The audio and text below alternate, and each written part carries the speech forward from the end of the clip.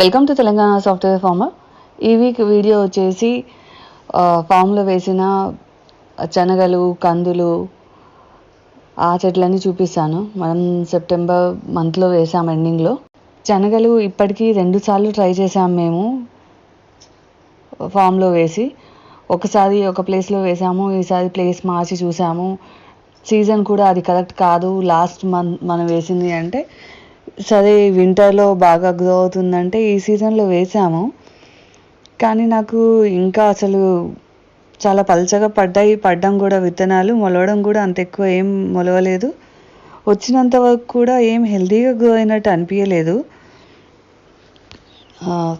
అంత ఎక్కువ అవ్వలేదు అసలు. అంత ఎక్కువ కాదు, అసలు మోస్ట్లీ అవ్వలేదు. నీళ్ళనే అనుకోవాలి, చాలా తక్కువ అనమాట.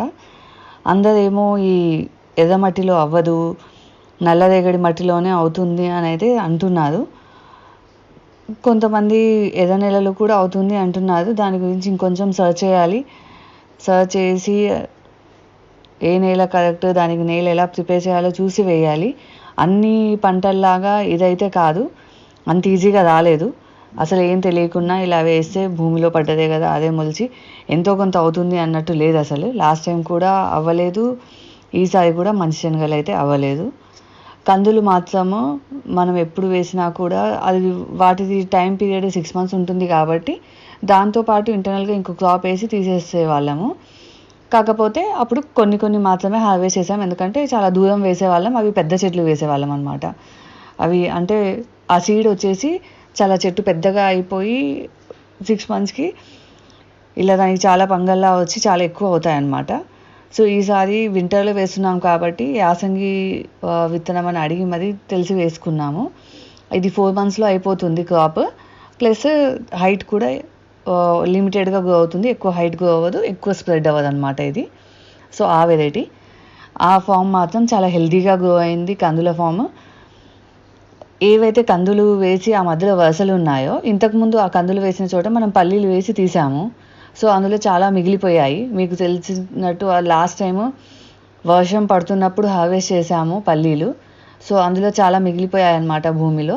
అవి ఎగ్జాక్ట్గా ఏదో వేసినట్టే ఆ కందులు ఎక్కడైతే వేసామో ఆ వరుసలు కాకుండా ఆ మధ్యలో ఉన్న వరుసలో ప్రతి చోట పల్లీలు అయ్యాయి అన్నమాట.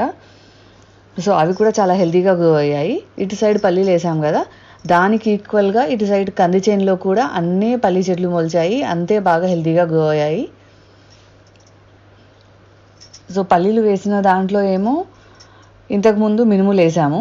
ఆ మినుములు కూడా రాలిపోయి ఉంటాయి కదా, సో దున్నించినప్పుడు మళ్ళీ అందులో మినుములు కూడా వచ్చాయన్నమాట.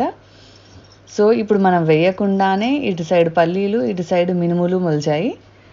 అవి హెల్తీగానే ఉన్నాయి కాబట్టి తీసేయలేదు. అవి ఏ చెట్లని డిస్టర్బ్ చేయట్లేదు. అవి ఇంటిగ్రేటెడ్ క్రాప్గా దాంతో సపోర్ట్ ఏదైతే క్రాప్ వేసామో దాంతోపాటు గ్రో అవుతున్నాయి కాబట్టి వాటిని ఏం తీయలేదు.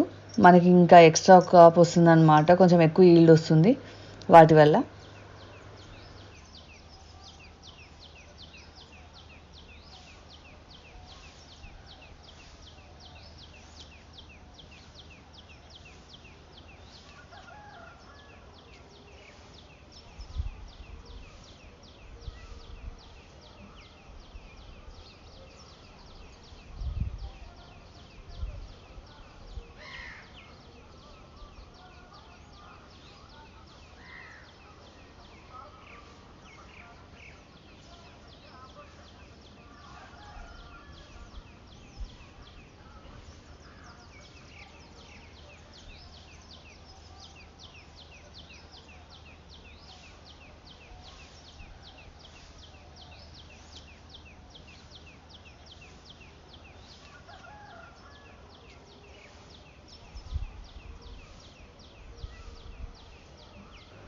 సో ఈ కోళ్ళు మాత్రం అసలు ఎక్కడా చెట్లను వదలకుండా ఫస్ట్ పువ్వు దశ నుంచే తినడం స్టార్ట్ చేశాయి పల్లీలు అయితే.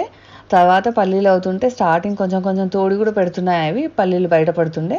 ఇలా కొన్ని చెట్ల పల్లీలు బయటకు వచ్చి ఉంటే అవి లాగి చూసాము అయ్యాయా లేదా అని. ఇంకొన్ని వీక్స్ అయితే మనం పల్లీలు కూడా హార్వెస్ట్ చేస్తాము. Thanks for watching our videos. Please like and subscribe to our channel. Natural farming అంటే ఇంట్రెస్ట్ ఉన్న ప్రతి ఒక్కరికి ఈ వీడియోస్ని షేర్ చేయండి. ప్లస్ మంచి శనగల క్రాప్కి ఎలా వేయాలి, ఎలా టేక్ కేర్ చేయాలన్నవి కూడా ఎవరికైనా తెలుసుంటే ప్లీజ్ షేర్ చేయండి. ఎలాంటి నేల అయితే అనుకూలంగా ఉంటుందో కూడా చెప్పండి. Thanks for watching the videos.